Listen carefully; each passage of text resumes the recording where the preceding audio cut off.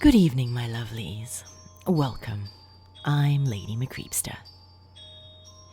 Being single and dating in this day and age is a horrific experience, probably far more terrifying than any tale I could tell. But don't you just hate it when you go on a first date and all the other person can do is talk about their ex? In today's tale, by one of my favorite authors, Deschene, one man experiences exactly that. But let's see how this relationship turns out now, shall we? So come now, my dears. Lean in closer, and we'll begin.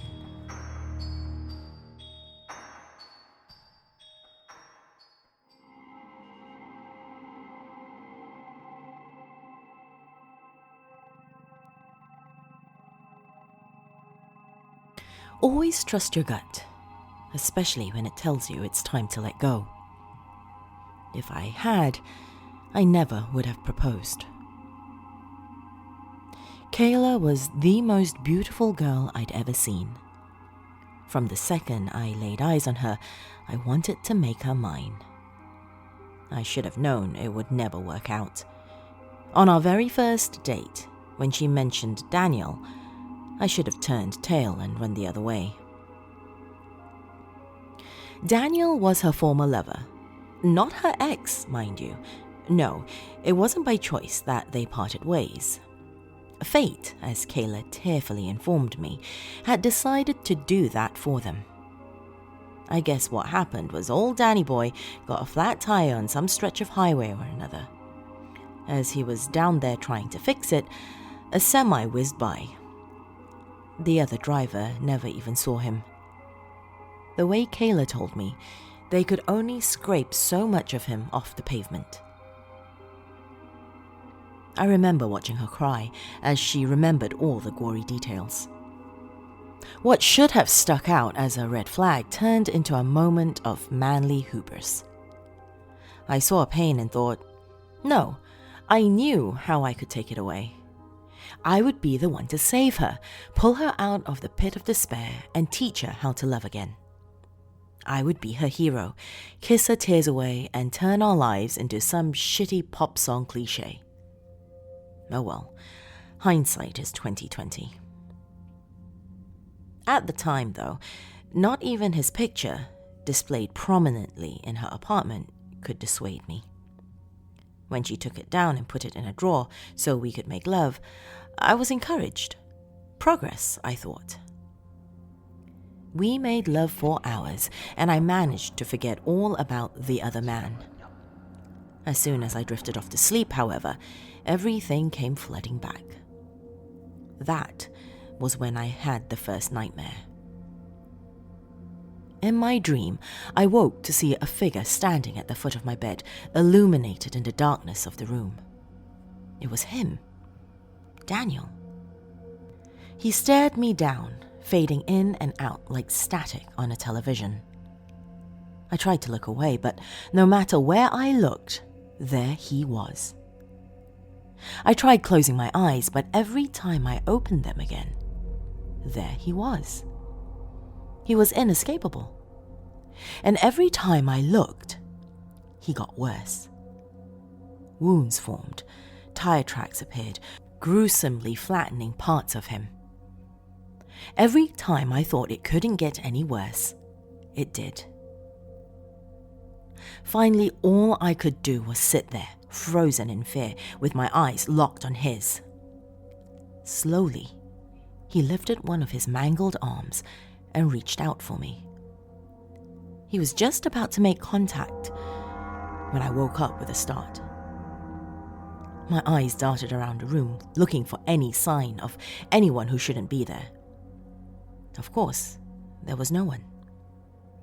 Only Kayla lay beside me, completely undisturbed. Even with her mouth hanging open to let the rhythmic squeaking snores escape, she was beautiful. The sight of her calmed me. I thanked my lucky stars, settled back in, and was asleep again in no time. I woke up feeling great. In spite of the nightmare, I had my best sleep in a long time. Kayla sat up beside me and kissed me good morning. After a brief recap of the night before and a few more pecks, she leaned over, opened her drawer, and fished out Daniel's picture to put it back where she had it. Oh well, I remember thinking, at least she kissed me first. It was a small consolation, and it couldn't hold up to the way she tenderly brushed her fingers over the picture frame. I couldn't let it get to me, though. I couldn't let myself lose sight of the goal. Every mention of Daniel, every sighting of his picture, every nightmare just reminded me that Kayla needed me. I was good for her. I reasoned that if I was having nightmares about the guy, then she must be suffering even more. I just had to rescue her from this dead man's clutches. And, to be honest, the moments when Daniel wasn't haunting us were great. Before I knew it, a year had passed and the time just felt right.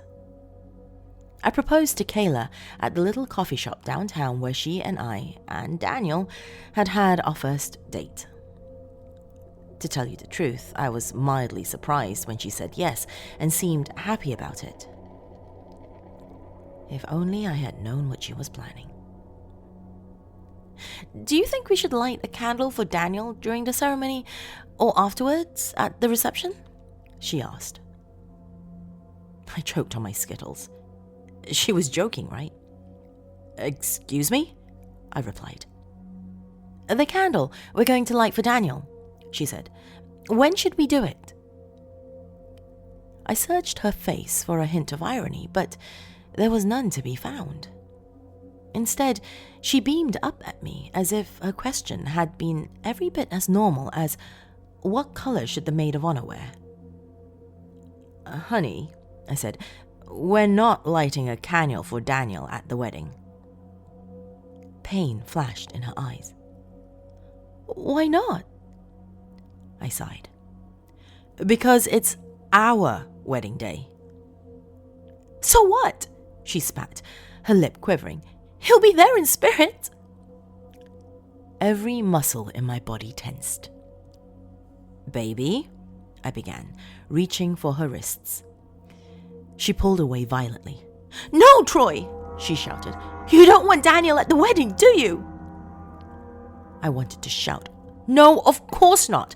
Why would I? I'm fucking sick and tired of sharing you with a fucking corpse. But none of it came out. I searched for the right words. It's supposed to be our day.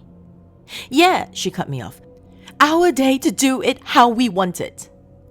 Right, and I want Daniel there. The next thing I knew, I had a door in my face, and that was effectively the end of the conversation. At the wedding, I couldn't relax. She lit her candle during the ceremony.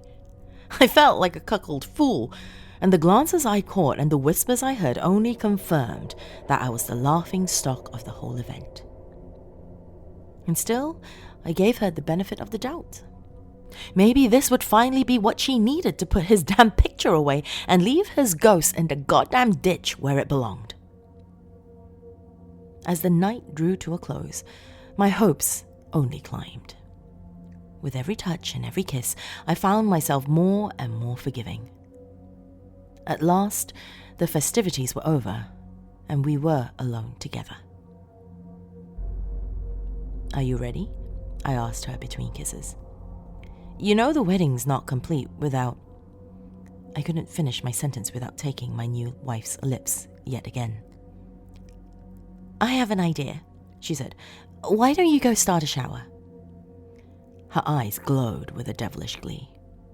You know how much I like that. She didn't have to ask me twice. I practically jumped out of my clothing and sprinted for the shower. There I made sure the water was just the right temperature. As it hit my palm, I imagined Layla's body, naked and glistening, thinking I'd never get tired of that sight, no matter how long we were married or how long I lived. I was so lost in my own fantasies that I barely noticed as minutes ticked by.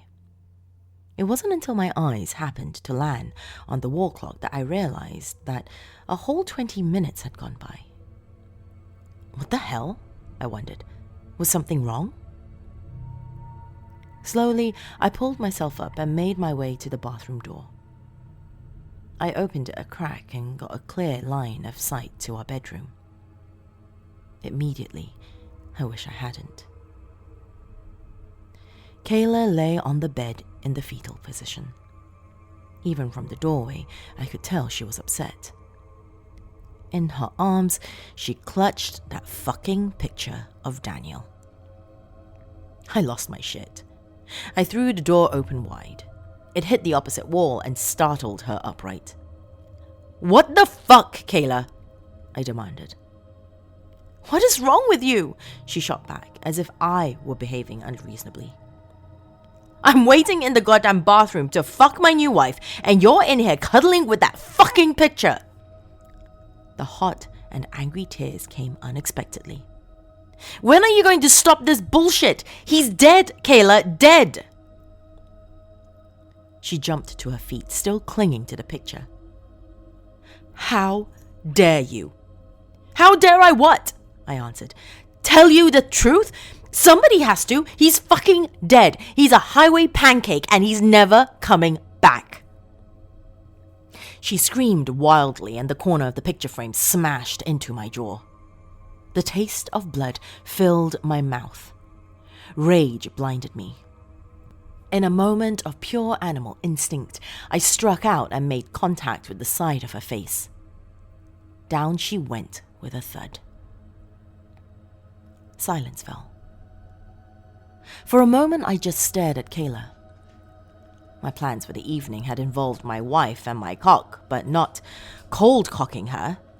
I dropped to my knees and checked her for any sign of life. It was there, thank God, but I knew that whatever life she had left wouldn't have me in it. As despair crept over me, I spotted the picture of Daniel, bloodied but unbroken, just a foot or so away. Despair turned back into rage. In one swift motion, I seized the picture and jumped to my feet. With every bit of strength I could muster, I brought it down hard against the bedpost, sending shards of glass and splinters of wood flying in all directions. What remained in my hands, I threw on the floor with a triumphant scream. My victory cry was short-lived. Out of the corner of my eye, I saw movement. Turning my head, I learned that I was not alone. Daniel stood there, looking as broken and destroyed as ever. Just as he had in my dream, he faded in and out. This time, however, he got closer and closer with every reappearance. I couldn't move. My chest squeezed and pounded. Daniel flashed nearer and nearer, holding out his hand the whole time. At last, he was an inch away from me. I wanted to scream, but couldn't when he suddenly wrapped his arms tightly around my body. They had a weight to them, as if he were a real person of flesh and blood, but as stony and cold as death. They wrapped around me tighter and tighter. And then, suddenly, he stopped. He was still there, but the tightening had ceased. Slowly, I realized that while I was being squeezed slightly, I was in no pain. What the hell? I finally thought. Is he hugging me? My answer came in the form of a breathy whisper against my right ear. "Thank you." A second later, a warm breeze swept through the room, and Daniel was gone. And so, I was alone with my unconscious wife once more. Suddenly exhausted, I flopped down onto the bed and pinched the bridge of my nose to fight the oncoming headache. How was I going to explain this bullshit to a divorce lawyer? Irreconcilable differences didn't quite seem to cover it.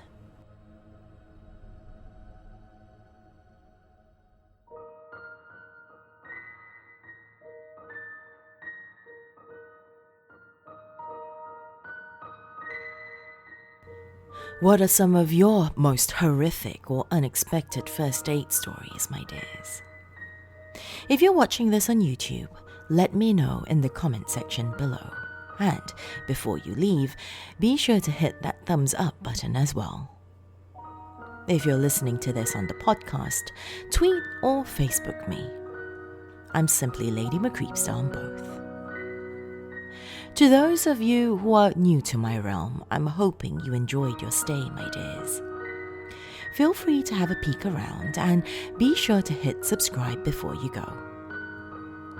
To those of you lovelies who have found me on YouTube, hit that bell icon as well, so you'll hear of new updates.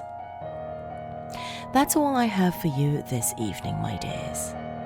Till next time, sweet dreams.